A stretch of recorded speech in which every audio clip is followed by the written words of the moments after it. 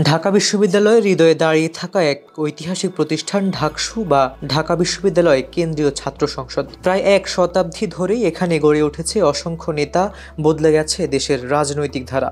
1923 থেকে 24 শিক্ষাবর্ষে ঢাকা বিশ্ববিদ্যালয় ছাত্র সংসদ নামে যাত্রা শুরু করে ডাকসু। তখন থেকেই এটি ছাত্রদের অধিকার আদায়ের মঞ্চে পরিণত হয়। শিক্ষার্থীদের সমস্যার সমাধান থেকে শুরু করে নীতি নির্ধারণ, ডাকসু সবসময় ছিল সক্রিয়।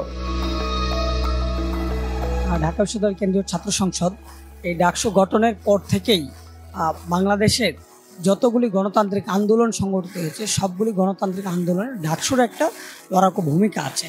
আমরা যদি একদম সেই 52 ভাষা আন্দোলন থেকে শুরু করি, বা 52 ভাষা আন্দোলন আগেও ডাকসুর গুরুত্বপূর্ণ ভূমিকা ছিল।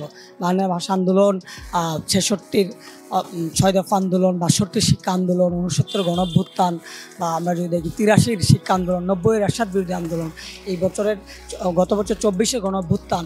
তাহলে এই যে প্রত্যেকটা গণতান্ত্রিক আন্দোলন, সেই আন্দোলনগুলোতে ডাকসুর একটা লড়াকু ভূমিকা আছে। ডাকসু এবং সকল ছাত্র সংগঠন একসাথে একটা কাঁধে কাঁধ মিলে লড়াই করেছে, গণতান্ত্রিক আন্দোলনগুলিকে গড়ে তুলেছে এবং বাংলাদেশ বিনির্মাণের যে প্রচেষ্টা সেইগুলিকে করেছে। সাংস্কৃতিক অনুষ্ঠান, বিতর্ক প্রতিযোগিতা আর ক্রীড়া কর্মকাণ্ডেও ডাকসু গুরুত্বপূর্ণ ভূমিকা রাখে।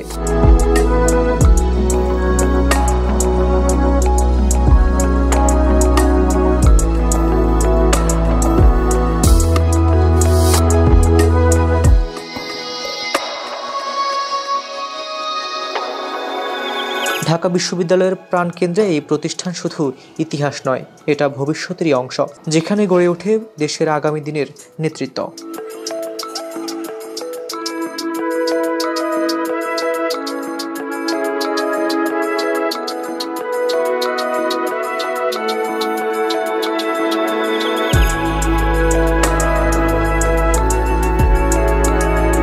এহসানুল হকের রিপোর্টে হাবিবুর রহমান নিশান, খবর সংযোগ।